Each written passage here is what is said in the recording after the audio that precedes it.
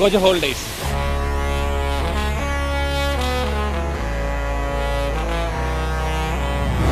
ഞാൻ ഇപ്പോൾ ആദ്യമായിട്ടാണ് ഈ ആറന്മുളയിൽ വരുന്നതും ഇത് എക്സ്പീരിയൻസ് ചെയ്യുന്നത്. എനിക്കിതിനെക്കുറിച്ച് ഒരു ധാരണ ഉണ്ടായിരുന്നില്ല. അപ്പം ഇതെനിക്ക് എന്നെ സംബന്ധിച്ചുള്ള ഒരു വലിയ ഒരു ഗ്രേറ്റ് എക്സ്പീരിയൻസ് ആയിരുന്നു.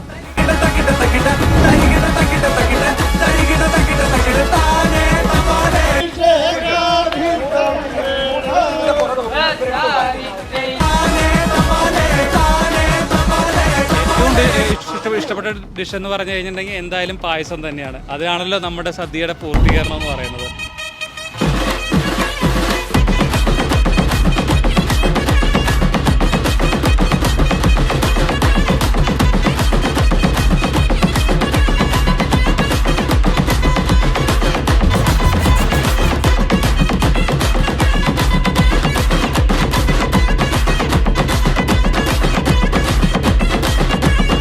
ഇതുപോലുള്ള യൂണീക്ക് ഡെസ്റ്റിനേഷൻസ് ആയിട്ട് ഗോജ ഹോളിഡേയ്സ് വീണ്ടും വരും.